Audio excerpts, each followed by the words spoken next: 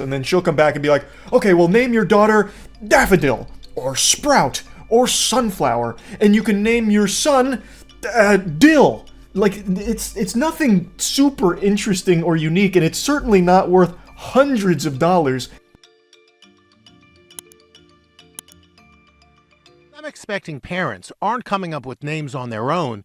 They're hiring baby name consultants. Can you believe such a thing exists? Some parents turning, unbelievable, to naming consultants on platforms like TikTok to help them find the perfect fit. The baby naming industry has sort of blown up. Colleen Slagan owns Naming Baby.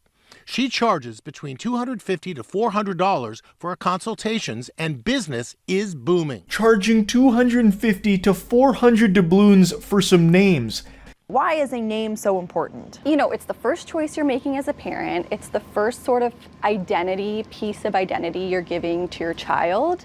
And a lot of parents, they're looking for something really specific. A baby name consultant. That is a real profession right now. I love how she refers to it as a baby naming industry. They found a way to monetize just giving name suggestions. You can do that for free. Ask ChatGPT if you really get desperate, or you can just Google names right now and get an infinite list of it without paying a penny. To pay hundreds of dollars for a list of names is absolute insanity to me. She justifies it by saying she spends hours on personalizing and customizing the suggestions. So for $250 you get 10 suggestions, for $400 you get 30. And from what I've seen, her suggestions are just normal names. It's not like she's creating brand new vocab words here. She's not speaking in the language of the gods or anything, bestowing upon your newborn this powerful title or anything. It's just like standard names like Olivia or Liam or Phil. It's nothing crazy. Yes, she'll personalize it based on some of the things the couple will say to her, hey, my wife really likes flowers and I really love boar's head pickles. And then she'll come back and be like, okay, well, name your daughter Daffodil, or Sprout, or Sunflower, and you can name your son Dill. It's nothing super interesting or unique, and it's certainly not worth hundreds of dollars. They are basically the ones that are just giving you this list that you choose from, and you probably feel obligated at that point, since you spent money on it, to just settle on one of those names.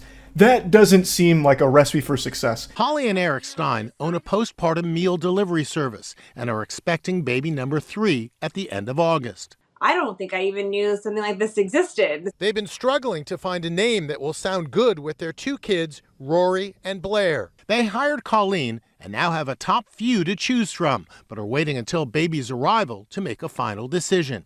It was obvious that she had put a lot of thought into this, and they all went with the vibe that we were looking for. At the end of the day, it's their money. They can throw it in the toilet however they want. I'm not going to break into their house and slap the dollar bills out of their hand before giving it to a baby naming consultant or anything. She provided examples on her website about how a consultation kind of goes. So after you fork over a few $100, this is kind of what you can expect. You'll send her a message kind of going over the situation, all of the lore. So in the example here, they explain that they're not loving any of the names they've brainstormed for baby number 2, the sequel. They have a daughter named Lola. There's a couple names they're considering, like Killian, Otto, Merrick, etc. And for the most part, they're not nickname people. They kind of want more uncommon names. That's basically the gist of it. Colleen then takes in all this information and starts computing. She gives her opinion on the names they're considering, as well as giving them her impression of their style. So she says their style feels very vintage, timeless, and ahead of the trends, and that she gets a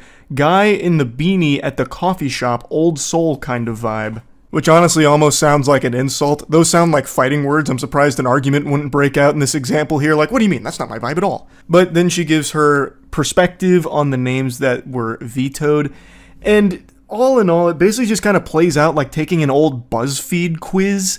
It doesn't really have anything super useful here. It's just her kind of just saying about the names and the impression she gets. Then she gives her name suggestions, and I'll go over a couple of them. So she said that the common denominator between all of their names is that they are uncommon. So she tried to keep that in mind and then came up with Jennings. I'll go ahead and take the liberty of vetoing that one on behalf of the couple. That feels like it's the opposite of the vibe they were looking for. Jennings sounds like a butler. That sounds like someone Bruce Wayne would have hired for a minute if Alfred went on vacation. She then goes on to try and explain why she came up with that name and says that it feels related to Jameson but a little more unique and a little less preppy. Completely disagree. That sounds like one of the preppiest names you can have. She then says that she thinks Lola and Jennings both have the cool factor and make a great sibling set. Whatever that mumbo jumbo means. Her next suggestion was Briggs or Brig. She then says that it's another surname that reminds her of Banks, but a little less Mighty Duck. It feels like a fresh take on Brooks, which is getting quite popular. I knew a kid growing up named Brig, Hard G, which I actually like better, though more likely to be mispronounced. Surnames that end in an S have a slightly preppy feel, but Briggs also brings a lot of Western feel to add a little grunge to that prep. I like how she says that names that end in an S have a slightly preppy feel, and her previous suggestion was a name that ended in S and said that it felt less preppy. So that feels like a bit of a contradiction there, but I'm not a professional baby namer. Maybe I'm just not familiar with the subtleties and the nuance of baby naming consultancy. The example ends with her giving a couple other names like Hugo and Remy and closing by saying, I hope that this baby name consultation has given you some food for thought and either helps you feel more sure of one of the names on your list or has given you some new ideas to consider. Happy naming. I'm guessing this is where the communication ends? Like this is where they ceased contact? I'm not really sure how this works, but I was looking up if you get a refund if you don't like any of the names that she suggests. Or if you can request additional names for no extra charge if you just didn't like any of the first batch. And I can't find anything on that. I don't know if I'm just missing it on her website. It's kind of set up in a weird way. But just imagine paying $250 for 10 names and you don't like any of them. What a huge, colossal waste of cash right there. I feel like you should be able to give your input on it and see if like maybe you two can come together and iron out like the perfect name. Because hoo-wee, if you're paying $400, I would expect that you and Colleen here would really work hard. That's a lot of money to get suggestions that maybe you don't even like.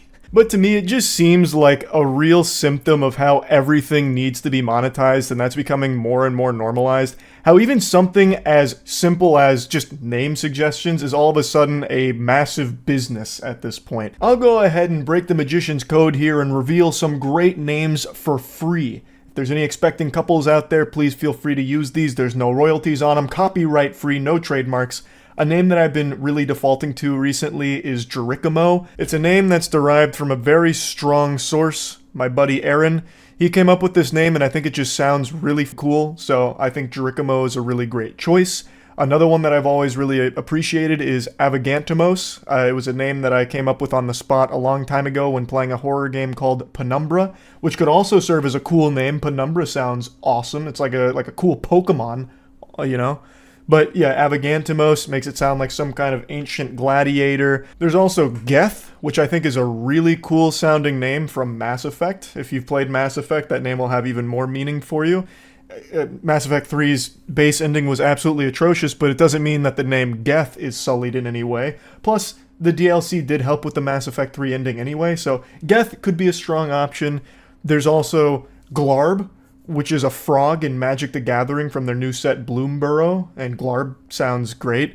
There's Bilgist, which is something I made up right now, and I'm recognizing that that's probably not a strong choice. Your kid will absolutely be subjected to bullying and being made fun of for that, so don't go with Bilgist. But all the other options I listed, those are cool, and I didn't charge you a penny for those. So I can't find any information on what happens if you don't like the names, but I still think that this job is such a weird one. This is something people do for free and should be free. You're just asking for naming suggestions. Why are you going to be charging hundreds of dollars for that? But anyway, just had to talk about this a bit. That's it. See ya.